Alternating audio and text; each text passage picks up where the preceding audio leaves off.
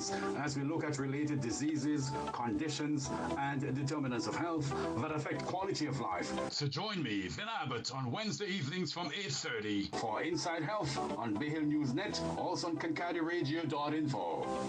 Looking for a place to relax with natural cool breeze and friendly surroundings? Then check the Bay Hill Tree Bar, located at Bay Hill Cane Garden. We have everything a bar will have. We also sell Shell 20 pounds cooking gas at the Bay Hill Tree Bar.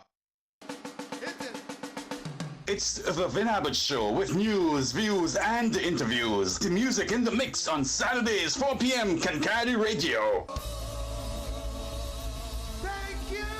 You can now order your roti skins from Des Tasty Treats and Roti Skins at telephone 1784-528-2979 or pick up Des Tasty Treats and Roti Skins at Randy's Supermarket. More products are coming soon from Des Tasty Treats and Roti Skins.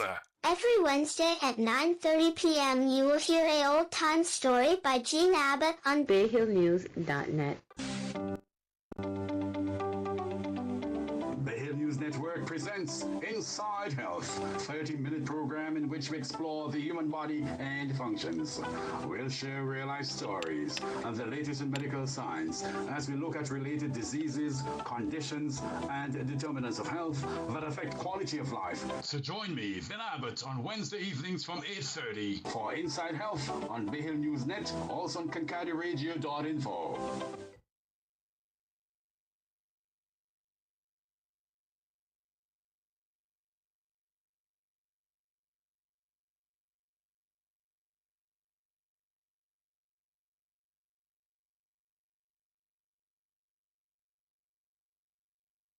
Traveling to St. Vincent, need to get around? Crystal Connection Car Rental, telephone 1784-529-9120 or email crystaldanielle91@gmail.com. Book your economy rental car today.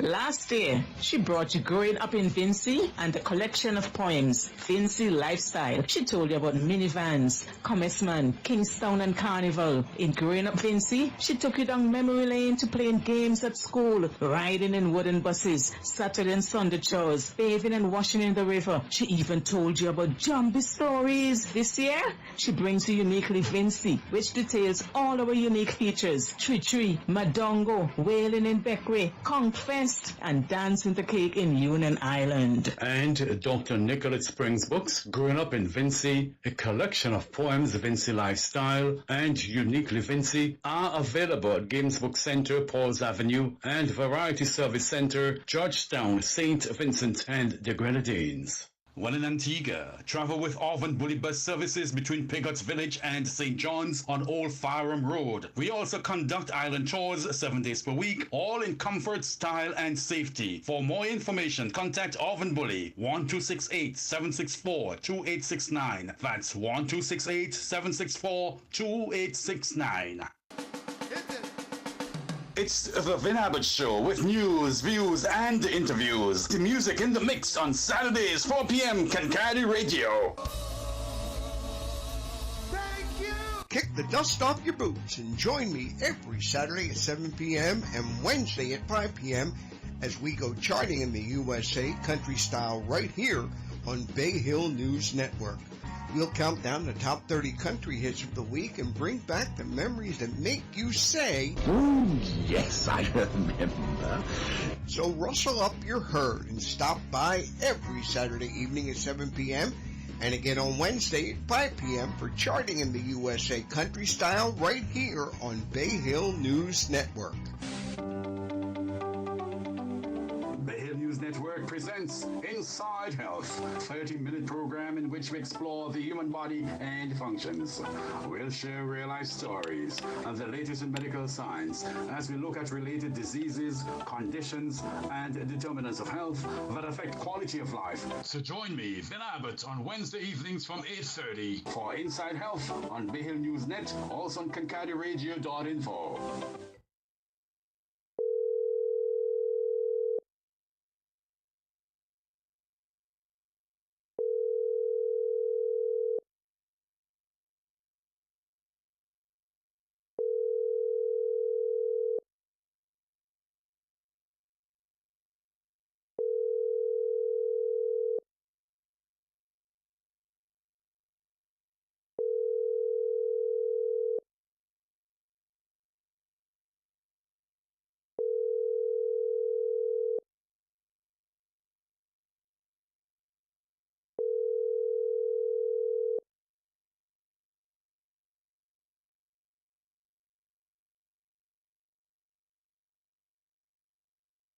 Welcome to this afternoon's program. This is Dr. Stan Horn, Doctor of Natural Medicine with a word of health. Good day, and how in the world are you? Today's word is vasculitis. That's vasculitis, vasculitis. Vasculitis is an inflammation of the blood vessels, commonly linked to certain disease conditions. For example, lupus, that is systemic lupus erythematosus, scleroderma, ulcerative colitis, rheumatoid arthritis, dermatomyositis, drugs, deficiencies, viral, bacterial, and certain parasitic infections are also implicated. Immune complexes are undigested food particles in the bloodstream or antigens that bind to antibodies. If immune complexes are not a lot, and if the immune system is functioning effectively, immune complexes are usually cleared from the circulation by the immune system. The immune responses can be delayed, occurring hours, even days after exposure to whatever the source. When immune complexes persist in circulation, they interact with platelets, the blood cells involved in clotting. The result is the release of certain substances that cause an increase in the permeability or the porosity of the blood vessels, meaning the blood vessels become porous. The clotting cells, that is the platelets, begin clotting, triggering inflammation. The immune complexes also settle out within the small or smaller blood vessels. Inflammation then develops in the tissues, irritating and causing damage, triggering even more inflammatory cells that flood to the area, yielding more destruction by the destructive action of certain lysosome enzymes and alcoholic cirrhosis, as well as other conditions linked to interfering with the clearance of the liver, prompting the increased circulation of immune complexes. Treatment revolves around the removal or the reduction of the circulating immune complexes, dampening down the inflammatory response, stabilizing the cell membranes, and improving circulation to the damaged tissues. Drugs, hidden infections, and food allergens increase the levels of circulating immune complexes. The focus should be on reducing exposure to immune complexes. Vasculitis can cause many different symptoms depending upon what tissue or tissues are affected and the severity of the tissue damage. Some affected individuals will not be sick and may notice only occasional spots on the skin. Others become very sick with body-wide symptoms and damage to major organs. Symptoms are based on the tissues affected by the condition. The risk for vasculitis includes lupus, that is systemic lupus erythematosus, and Lyme disease, to name a few. You've been listening to A Word of Health with me, Dr. Stan Horn, Doctor of Natural Medicine. Do join me again when I bring you yet another segment of A Word of Health. Should you need to get in touch with me, I can be reached on 784-531-1150. That's 784-531-1150. Thank you for listening, and until next time, look after yourselves, stay well, and stay safe. The Hill News Network presents Inside Health, a 30-minute program in which we explore the human body and functions. We'll share real-life stories and the latest in medical science as we look at related diseases, conditions, and determinants of health that affect quality of life. So join me, Vin Abbott, on Wednesday evenings from 8:30 for Inside Health on Bay Hill News Net, also on KincadiRadio.info.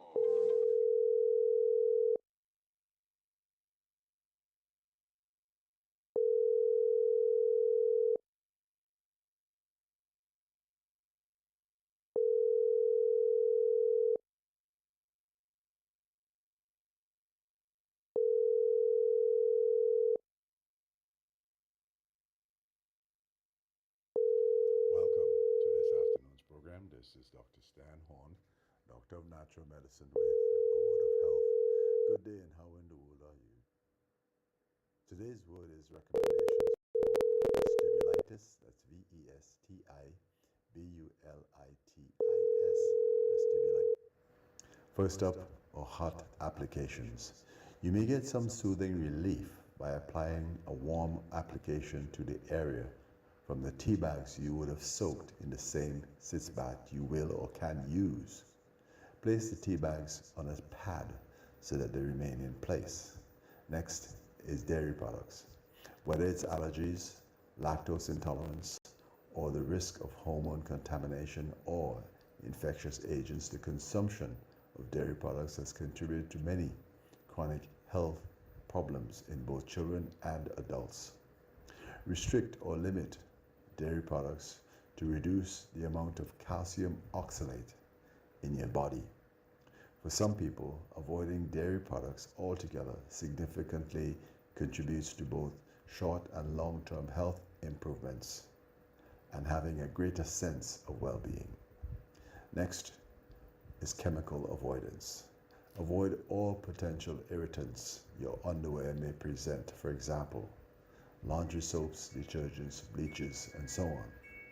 Perfumed or even plain soaps may further irritate or aggravate the condition.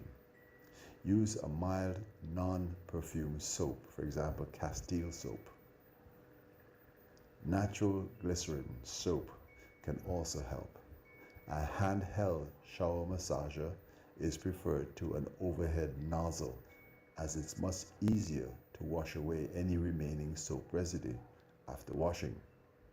You should wash the vulva area with distilled water instead of ordinary tap water to avoid irritation from the chlorine.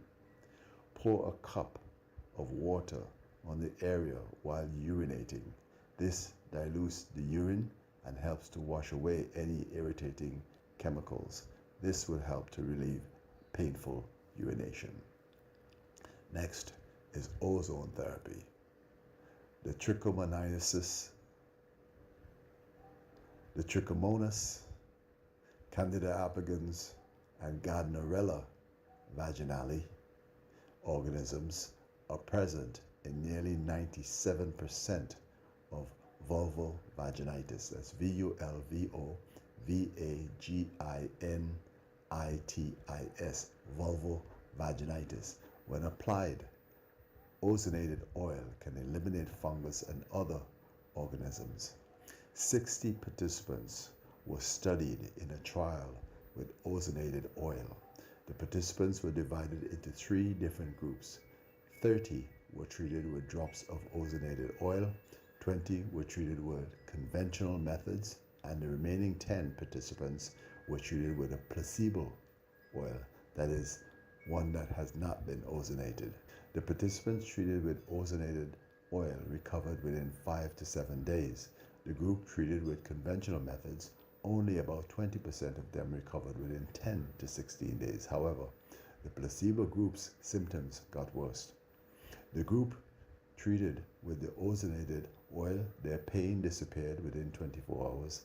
The itching stopped within 48 to 72 hours. Next is oxalate avoidance.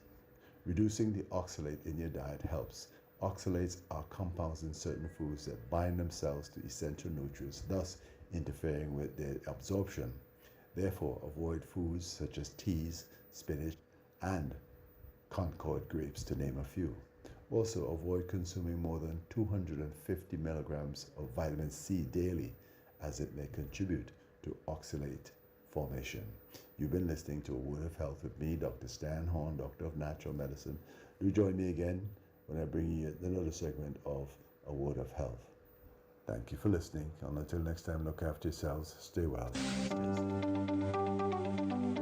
The Hill News Network presents Inside Health, a 30-minute program in which we explore the human body and functions. We'll share real-life stories of the latest in medical science as we look at related diseases, conditions, and determinants of health that affect quality of life. So join me, Vin Abbott, on Wednesday evenings from 8:30 for Inside Health on Bay Hill News Net, also on KincadiRadio.info.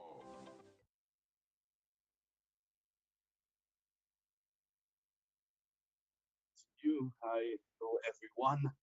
Welcome to this week's edition of Inside Health, #1 for the year 26. I trust all is well with you and your loved ones wherever you are listening to us this evening. And we are indeed happy to be back with you. We are grateful that you have allowed us into your space at this time. Thank you, thank you, thank you. My name is Vin Abbott in the studio of Kankadi Radio Toronto with our chief engineer, Monty Kippett at Bay Hill News Network on St. Vincent and the Grenadines. Inside Health is a radio magazine health information program heard on Wednesday evenings on kankadiradio.info and bayhillnews.net simultaneously. We take a look at the human body. Yes, we take a look at the human body, the different parts, functions, diseases, and conditions that affect performance. We are solution focused. In this regard, we pay close attention to the social determinants of health, all those factors with which we were born, grow, live, and age. This week, the eyes have it, glaucoma. Flu is wreaking havoc globally, so let's get going. Friends, this month is being observed as Glaucoma Awareness Month. The World Health Organization and related studies show that glaucoma is a major cause of blindness, affecting millions globally. Yes, affecting millions globally, with around 80 million people living with it by 2020, leading to over 3.6 million blind and 4.14 million visually impaired. It's the second leading cause of blindness after cataracts, disproportionately affecting older adults and certain ethnic backgrounds or ethnic groups like African Americans. Projections estimate the number of people with glaucoma will rise to 112 million by 2040. Let me repeat that. Projections estimate that the number of people with glaucoma will rise to 112 million by 2040. Now, here are some key figures and stats that you might want to consider between 2020 and 2024. The prevalence, approximately 76 to 80 million people worldwide had glaucoma. Blindness, 3.6 million people were blind due to glaucoma. Again, that's between 2020 and 2024. Visual impairment, around 4.14 million people experienced moderate to severe visual impairment from glaucoma, MSVI for short. And the proportion of blindness, glaucoma accounted for roughly 8.39% of all blindness. What are the impacts and risk factors? Well, the leading cause is the second leading cause of irreversible blindness globally, following cataracts, and it affects the aging population more than any other group. The number of cases is rising due to population aging. Ethnicity, African Americans are 6 to 8 times more likely to develop it than Caucasians and often develop it earlier. And high-risk groups, people over 60, those with a family history, persons living with diabetes, severely nearsighted individuals are at higher risk. And what are the projections here, my friends? The total number of glaucoma cases is projected to reach 112 million by 2040. So against that background, let's take a closer look at glaucoma, and we'll answer some very common questions for you this evening. Now, what is glaucoma? Chronic open-angle glaucoma, also known as primary open-angle glaucoma, is a painless condition, usually associated with high pressure in the eye, which results in nerve damage and loss of vision. Normal pressure varies between 12 and 21 milligrams of millimeter, that is, let me repeat that. Normal pressure varies, right? It varies between 12 and 21 mmHg. Pressure is formed by fluid passing through the eye. This fluid, called the aqueous humor, is produced by a gland called the ciliary processes. The aqueous humor drains out of the eye through the tissue in front of the eye called the trabecular meshwork. The increased pressure causing glaucoma occurs when fluid flows through the eye's drainage system when that is obstructed. High pressure, yes, high pressure is not always dangerous. And when we talk about high pressure here, we are talking about high pressure in the eye, not high blood pressure. And we'll explain the difference later on. Now, the increased pressure causing glaucoma occurs when fluid flows through the eye's drainage system, and that is obstructed. High pressure is not always dangerous. In susceptible individuals, however, this high pressure does damage the eye, and in particular the nerve at the back of the eye, and that is called the optic nerve. The nerve becomes cupped, and eventually the vision starts to fail. The loss of peripheral vision or side vision is one of the characteristics of glaucoma. Central vision is typically not affected until later, very later in the disease process. And friends, I can speak to that because I'm speaking to you as a person living with glaucoma since 1990, thereabouts. It was diagnosed actually in 1992 when I went back to Boston after some time on St. Vincent and the Grenadines, and then again in 1994. What are the basic parts of the eye? Let's take a closer look at that. I think it's important for us to do that because none of few basic facts about the eye and how it works will give us a better understanding of glaucoma and how it affects us. Now, the outer layer of the eyeball is called sclera, and that is spelled sclera. This thin yet tough protective shell is the white of the eye and is covered by a transparent membrane called the conjunctiva. When that becomes infected, we have what is called conjunctivitis, something I'm sure we are all familiar with, like red eye and things like that. Now, the front of the sclera is known as the cornea. This is the clear tissue through which light enters the eye. The colored portion of the eye is the iris. It contains muscles that control the size of the pupil, which is a dark colored area in the center of the iris. The muscles of the iris regulate how much light enters the eye, and depending on the amount of light, the pupil responds by becoming bigger, or we can say it dilates, or smaller. That means it constricts. The lens of the eye is located behind the iris. It changes its shape to focus images onto the retina, and the retina is the area at the back of the eye. The retina delivers the images to the brain via nerve signals sent through the optic nerve, that big nerve at the back of the eye. All these different parts work together to produce signals, which are sent to the brain to produce a visual image or picture. Basically, that's how we see.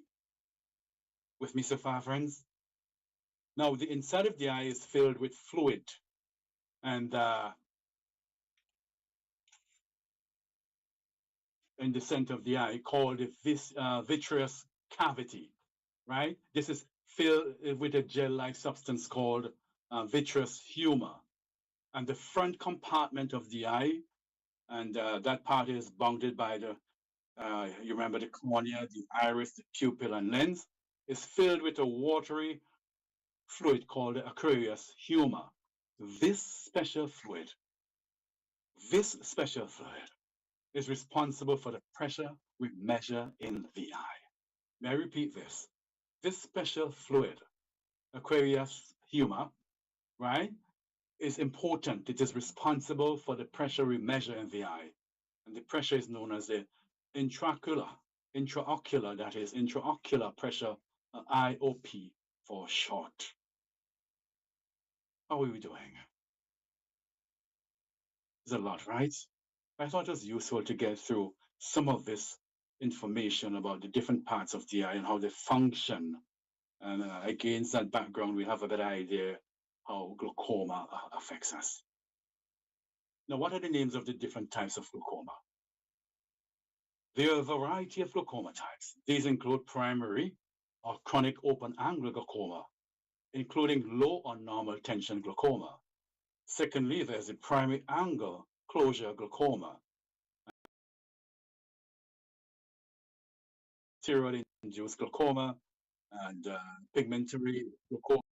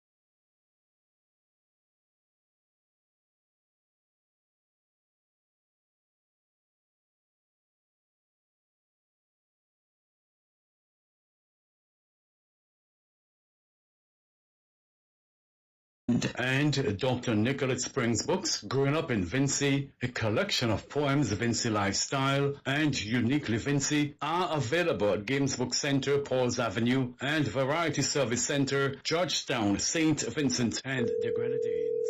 Boost your brand's visibility with Branding by Weeks. At Branding by Weeks, we are passionate about helping brands gain exposure and make a significant impact. Let us elevate your brand's visibility and reach new heights. Connect with us today by email at spweeks@hotmail.com or message us on WhatsApp 613-866-8939. The Hill News Network presents Inside Health, 30-minute program in which we explore the human body and functions.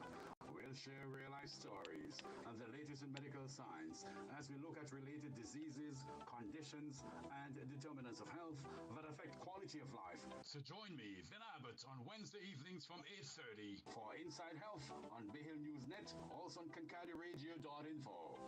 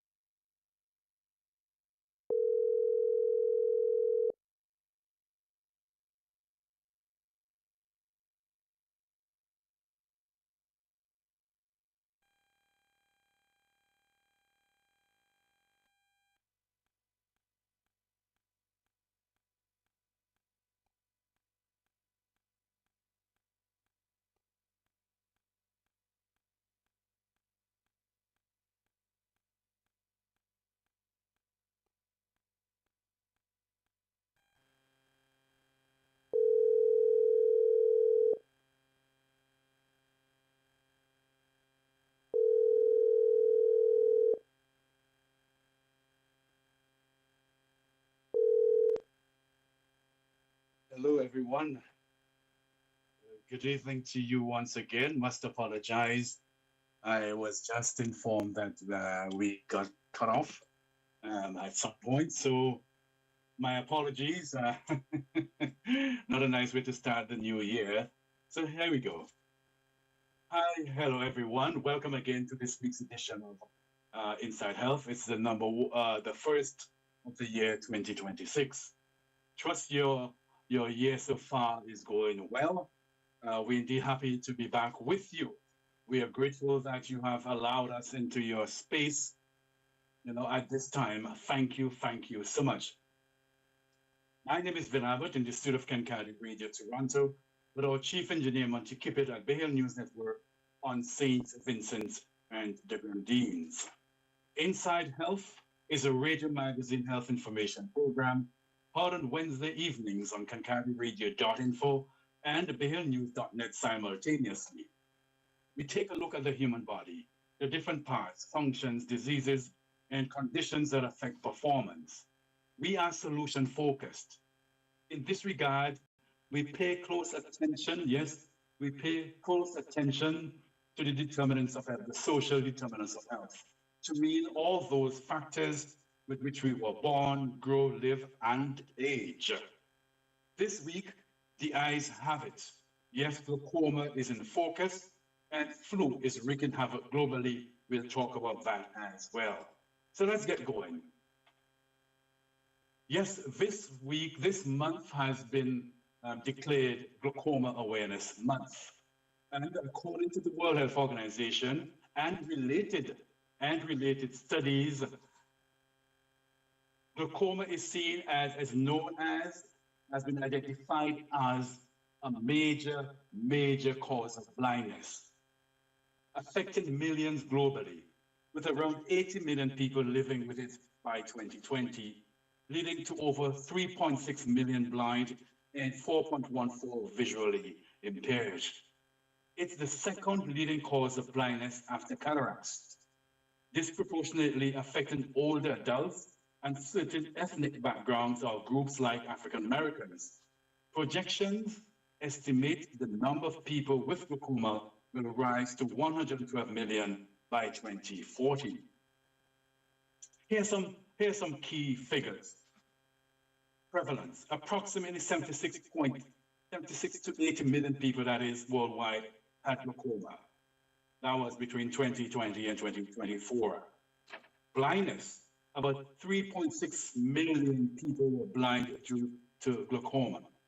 Visual impaired, around 4.14 million people experienced moderate to severe visual impairment, known as MSVI, from glaucoma. And what about the proportion of blindness? Well, glaucoma accounted for roughly 8.39% of all blindness. That's 8.39% of all blindness. What about impact and risk factors? According to the WHO, glaucoma is the second leading cause of irreversible blindness globally, following cataracts. As regards the aging population, the number of cases is rising due to population aging. Ethnic background, African Americans are 6 to 8 times more likely to develop it than Caucasians, and often develop it earlier. And the high-risk groups include persons over 60, persons with a family history, persons living with diabetes, and severely nearsighted individuals are at higher risk. And the projections are the total number of glaucoma cases is projected to reach 112 million by 2040. So, what is glaucoma? Chronic open-angle glaucoma, also known as primary open-angle glaucoma, is a painless condition usually associated with high pressure in the eye, which results in nerve damage and loss of vision. Normal pressure varies between 12 and 21 millimeters of mercury, mmHg for short. Pressure is formed by fluid passing through the eye. This fluid, called the aqueous humor, is produced by a gland called the ciliary processes. The aqueous humor drains out of the eye through the tissue in the front of the eye, called the trabecular meshwork, and you'll hear about that again. The increased pressure causing glaucoma occurs when fluid flow through the eye's drainage system is obstructed. High pressure is not always dangerous. In susceptible individuals, however, this high pressure does damage the eye, and in particular, the nerve at the back of the eye. This nerve is called the optic nerve. The nerve becomes cupped, and eventually the vision starts to fail. Yeah, so let's continue here. The center of the eye, called the viscous cavity, is filled with a gel-like substance called vitreous, that is, humor. The front compartment of the eye, bounded by the cornea, iris, pupil, and lens, is filled with a watery fluid called the aqueous humor. This special fluid is responsible for the pressure we measure in the eye. This pressure is known as the intraocular pressure, IOP. So we are good here. Some basic information on the eye, the different parts of the eye, how they function. Now, what are the names of the different types of glaucoma? Let's see if we can get into some of that now. These different types include one, primary or chronic open angle glaucoma, including low or normal tension glaucoma. We also have what is called a primary angular closure glaucoma. We also have what is called a secondary open angle glaucoma, including angular recession due to trauma, for example. We also have secondary closed angular glaucoma. We also have congenital glaucoma. Of all the different types of glaucoma, the most common is primary or chronic open angle glaucoma. It accounts for approximately 90% of all cases.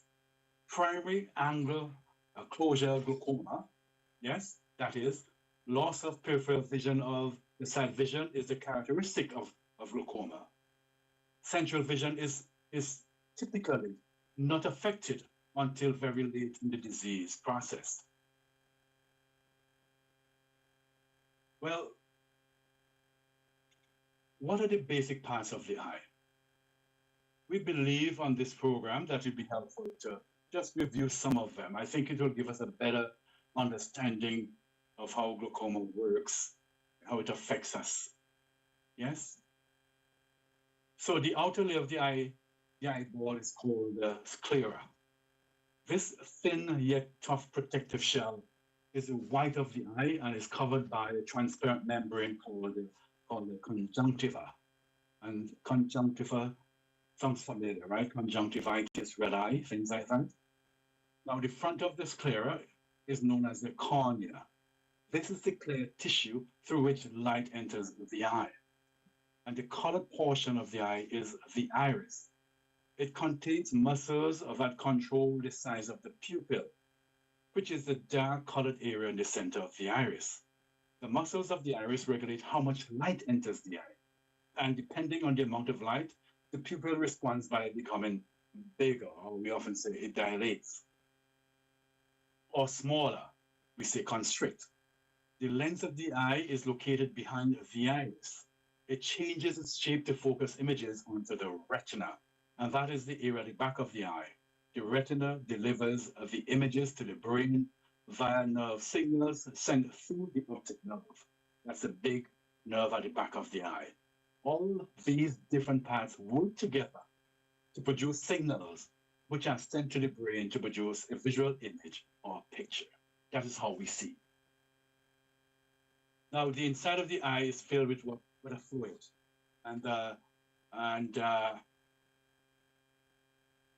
Yes, and we'll talk about that some other time, yes?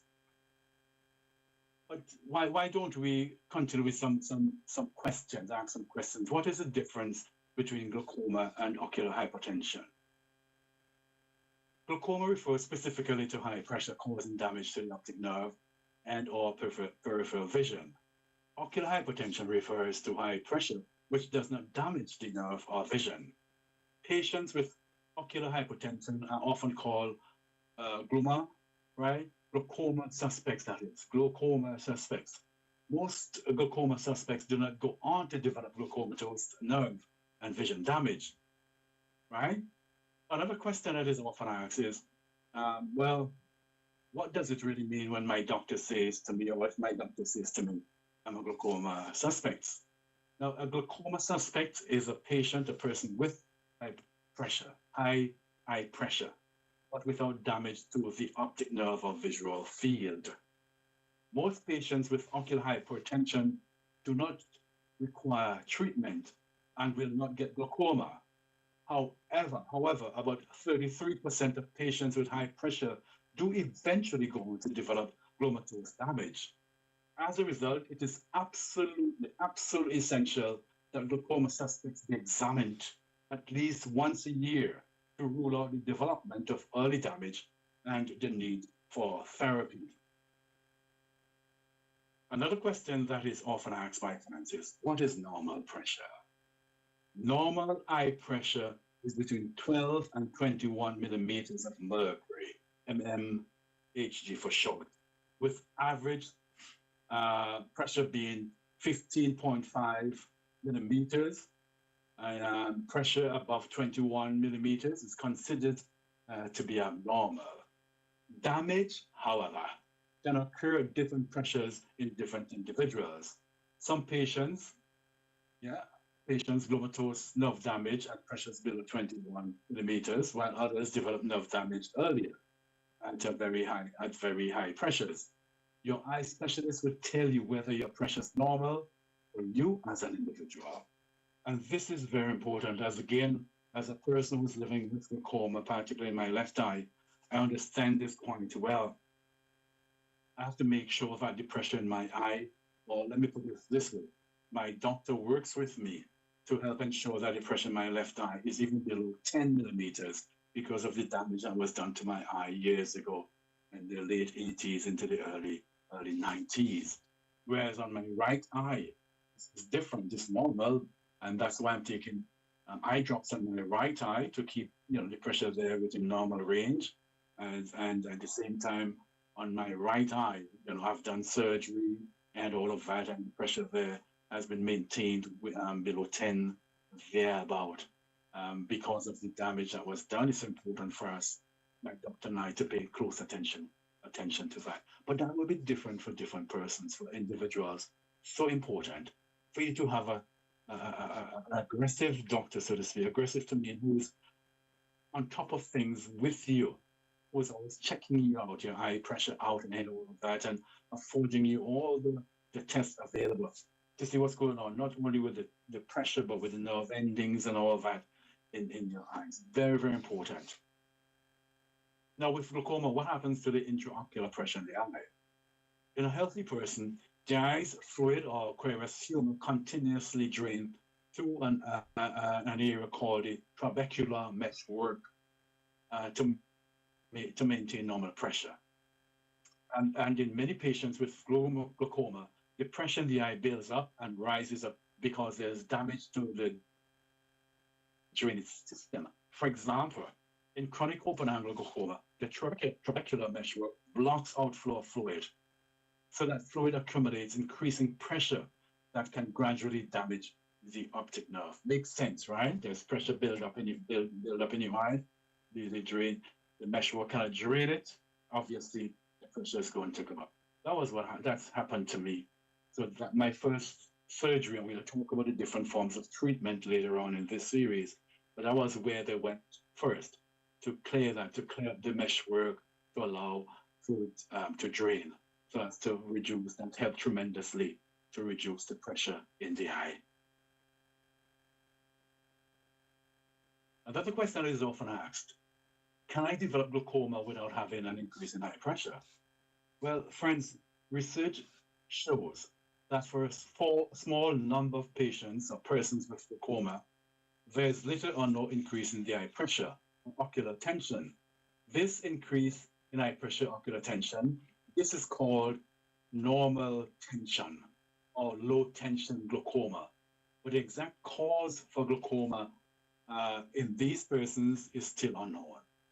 Although pressure still plays a role in causing this form of glaucoma, there are likely other factors involved, such as blood flow, optic nerve mechanical weakness. Lowering eye pressure has been shown to prevent deterioration in patients with normal tension glaucoma. Well, how common is glaucoma? We talked about that earlier on, right? We talked about that, referencing material from the World Health Organization. We did say, for example, the projection is that by the year 2040, we'll have around 112 million persons living with glaucoma. And presently, well, between 2020 and 2024, we had 76 to 80 million people worldwide living with glaucoma. As regards blindness, we had, during that period, 3.6 million people were blind due to glaucoma.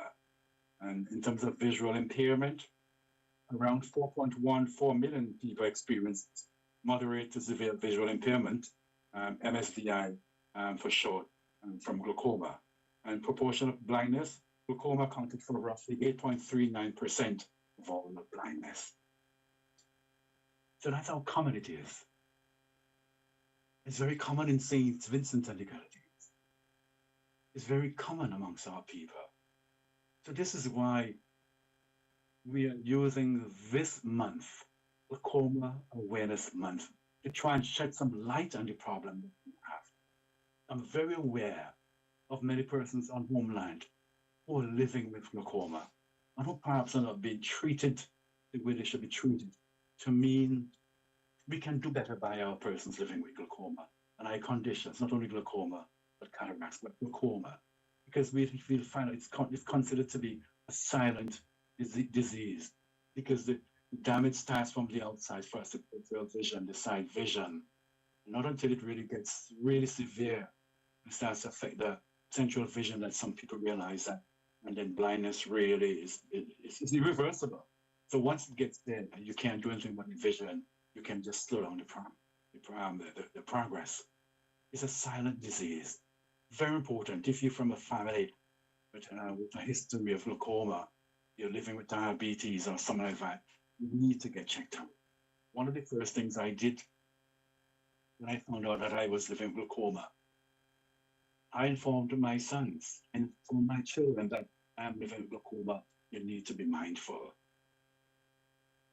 You need to be mindful. Against that background, for every person blinded by glaucoma, more than 6 others have lost use of vision in one eye.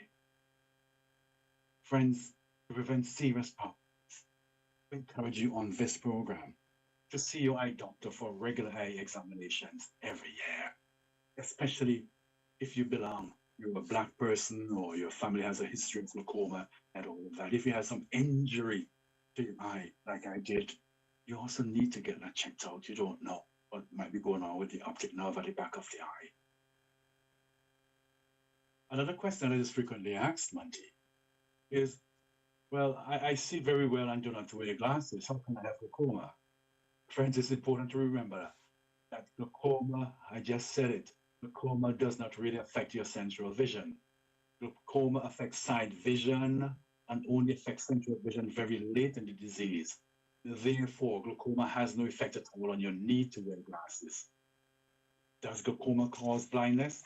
Of course, yes, if untreated. That is why regular eye examination are so important. If glaucoma is treated promptly, it can usually be controlled and vision can be saved. Thank God for that I came back to the States, was able to get the care that I needed. I'm able to, after so many years, over 30 years, I've been living with diagnosed glaucoma and still being able to read. I'm reading here for you right now. I can use the computer. I can use my phone. I can, I'm very grateful. And we want the same thing for you. Can my children inherit glaucoma from me? Yes, this is possible, although not always the case. Children whose parents have glaucoma have a much greater risk for the disease and should have annual eye examinations after the age of 18.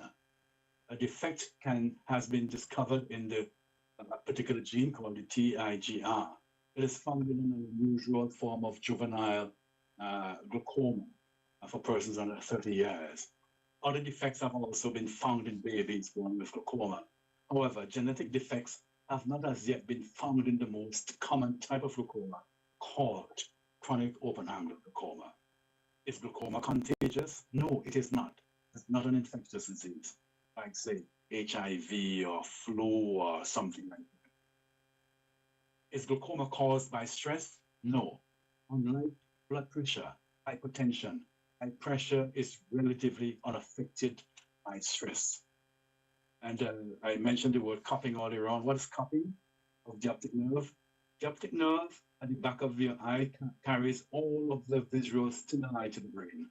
The normal optic nerve looks a bit like a donut. It has a pale central area called a cup. Now the rim surrounds the cup, and it is the part of the nerve carrying the electrical impulses from the eye to the brain. In glaucoma, the rim gets thinner, and the pale cup gets bigger. This process is known as cupping. If your doctor says your nerve is cut, this means your nerve is damaged with an enlarged central cup and a thin rim. I've seen those films. I see them all the time when I go to get my eyes checked. I see what it looks like. And this is absolutely correct. It's like a donut, but then it gets thinner and you have the hole there, a bigger hole all the time with a thin rim. So you take a donut and you take out from inside out, you take out all the dough and all of that, that's how it becomes thin all the time. That is cutting.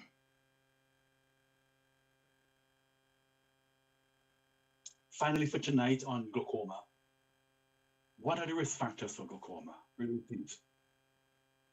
Individuals who are most likely to be at risk are 1, persons over age 50, 2, persons who are related to someone with glaucoma, 3, if you're a person of African descent, 4, if you're very short-sighted.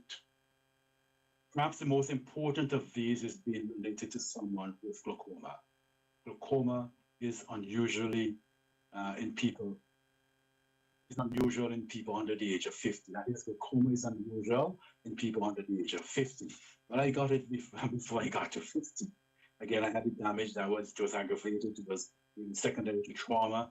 But again, glaucoma is in the family. So it was just a matter of time. And it is more common in patients with a strong family history and in those who are very short-sighted. In North America, for example, blacks are 3 times as likely to develop glaucoma as are whites of the same age. There's also a slight increase in glaucoma in patients who suffer from diabetes. Does glaucoma cause high blood pressure? The answer is no. Glaucoma will not increase your high blood pressure, your blood pressure. If my blood pressure is high, will my eye pressure be high? Not necessarily. Although there's an indirect relationship between high blood pressure and glaucoma in older persons, patients under stress or who experience a sudden increase in blood pressure do not usually have high pressure. Does glaucoma produce eye strain and headaches? No. Chronic glaucoma is symptomless. Most patients do not know they have the disease. Silent. Yeah? Silent. My friends, reason for you to get your eyes checked out if you are at risk, given what we just told you about age, ethnic background, family history, and more. This is where we want to end this segment on glaucoma. When we come back, we'll speak briefly, very briefly, about food. So that's my friends, you're listening to Inside Health, the first edition for the year 2026. My name is Vin Abbott in the studio of Kankali Radio Canada, with our chief engineer, Monty Kipil, in the studio of the Hill News Network, St. Vincent and the Grenadines. Back with you very shortly.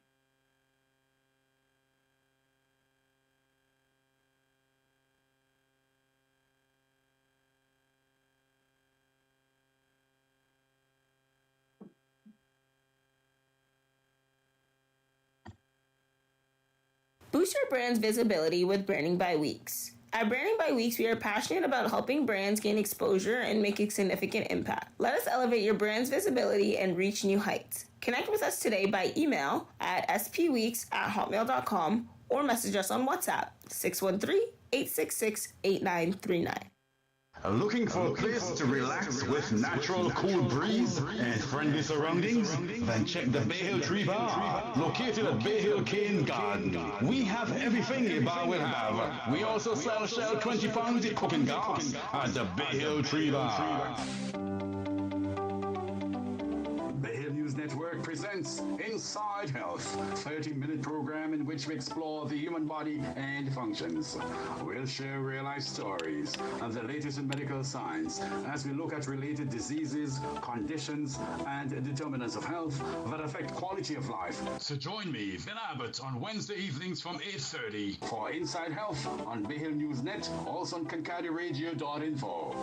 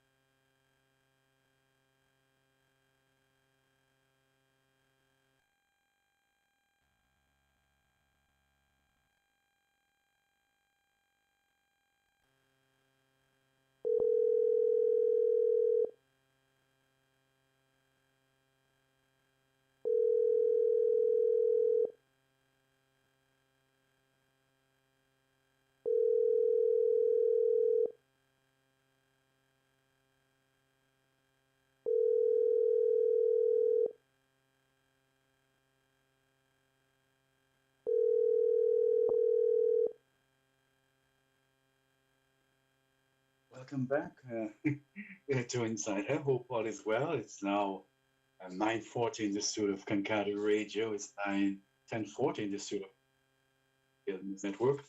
But it's a late program today to start off the year. But as promised, let's just say a little bit about flu. Understand that it's creating havoc not only here in North America, but also in the Caribbean and St. Vincent and the Grenadines and elsewhere. Reports coming out of Canada here, global news. Flu sees increasing emergency room and wait times in Canada. The number of flu cases is rising across the region, putting pressure on the local emergency services. The flu landed 33,300 Americans in hospital for that week, compared with 19,000 the week before, and that was just around the holiday season. So, and I know several persons on Homeland since before the holiday season who were battling the flu. Friends, the truth is there are a few common respiratory viruses that may circulate, not only here in Canada and the US of A, in the Caribbean, over the course of the respiratory virus season starting now until early spring. Well, normally the flu season tends to peak around December, but it seems as though it's peaking in sort of later. So the worst is yet to come, the experts are predicting. So hence why we are doing this short feature on cold, flu, and COVID-19. Now, the influenza virus or flu is a respiratory virus that circulates, in communities, most frequently here in North America in fall and winter, and in the Caribbean around the same December, this time of year, people are traveling back and forth, so it spreads like, wildfire, as the people say. Influenza spreads from person to person through coughing, sneezing, or having face-to-face contact. It can cause mild to severe respiratory disease. Now, the rhinovirus, what is usually the cause of the common cold? Yes, the cold spread from person to person in a similar way to influenza through coughing, sneezing, or having face-to-face contact. And symptoms are usually mild. And then the SARS-CoV-2, the virus that causes COVID-19, this virus spreads from person to person through coughing, sneezing, or having face-to-face contact. Symptoms across individuals can vary. Some will have no symptoms or mild symptoms. Other people may suffer from severe disease requiring hospitalization. And why we're doing this to for example, here in Canada, the burden of influenza can vary from year to year. The flu is estimated to cause about 12,200 hospitalizations and to 3,500 deaths in Canada each year, mostly amongst high-risk populations. Again, all the indications are that it's going to be worse than this year in North America. And again, speaking with folks on St. Vincent and Grenadines before the holiday season, during the holiday season, clearly the flu is wreaking havoc on our people, and people are turning up at the hospitals and all of that with symptoms, and putting a strain on emergency services and so on. Against that background, some people are more, let us talk a little bit about the ones who are most vulnerable. Some people are more vulnerable, that is, to infection or serious complications and hospitalization from the flu, making vaccination essential, especially important for. Again, this is for those who are inclined to take the vaccine for the flu. Children under age 5 here in Canada encouraged to take, people over 65 and older, residents, staff, and other persons who work in congregate living settings, hospitals, and other places, pregnant women, people with underlying health conditions. And if you do not get the flu, be sure to, let me repeat that, if you get the flu, be sure to, 1, if possible, stay home and get plenty of rest. If possible, stay home and get plenty of rest. It's ideal to think in terms of not giving others the virus, and this is so important. I know that we have to work, folks have to go out and work, and money is so important.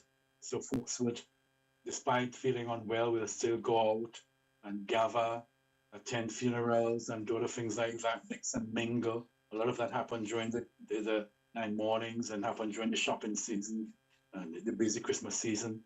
I get it, but the recommendation is stay home and get plenty of rest.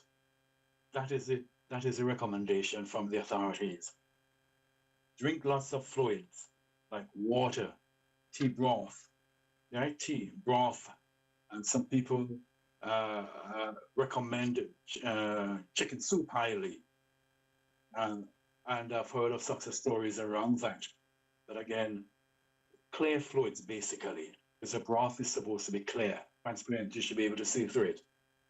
Talk to your doctor, nurse practitioner, or pharmacist about over-the-counter medications that can help you to feel better.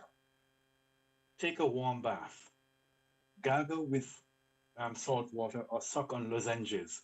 As regards that, gargle with salt water. One of the things that an old physician told me, and it makes a lot of sense, when you have flu or sore throat and all those things that tend to accompany some of these respiratory problems, very often you feel a lot of pain. And while it's important, like salt would, because of the process of osmosis, it will pull the film and all that off out of your upper respiratory tract, your throat, and things like that. So that's the idea behind that. But if you're experiencing pain, I remember this old doctor said to me, well, you should, if you're going to gargle or whatever, you gargle with cold water, because the cold water would act as an anesthetic and would help to reduce the pain on the nerve endings in your throat and so on. But the idea, again, that is if you experience a little pain. But yes, gargling with salt water. Some people even suggest, again, an old family doctor suggested using, for example, an aspirin, grind an aspirin, and then you take it into a tablespoon, some water, and you gargle your throat. The ingredients in the aspirin will also help to bring out some of the film and all of that in your throat.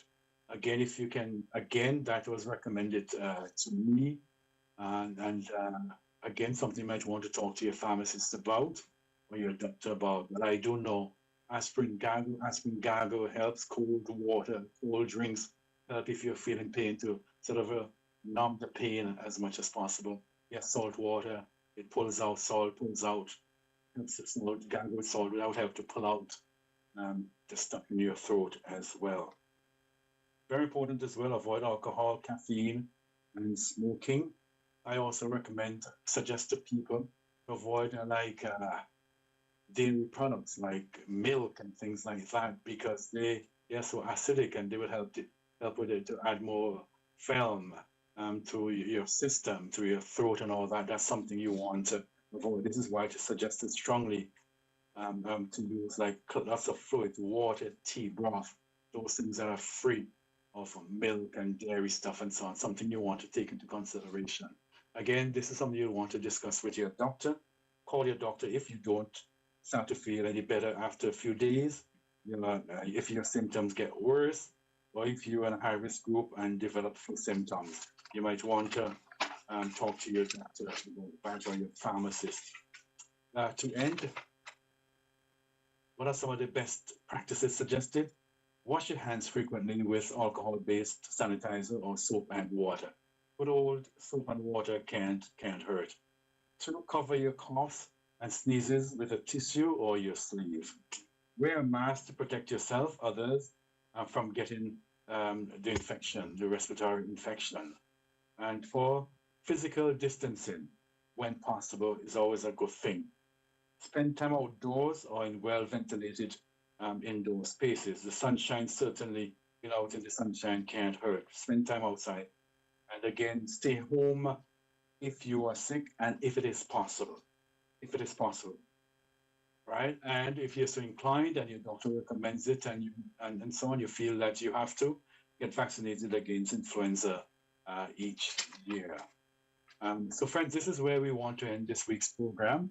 We sincerely hope that you found the program useful. So not late this evening. Hopefully we'll get back on track next week with the time. Thank you very much, Monty, for being there. And we look forward to another wonderful year with you on Inside Health here on Bay Hill News Network and Kankadi Radio simultaneously. My name is Vin Abbott. Mr. Migan. Monty, thank you very much. Stay well, my friends.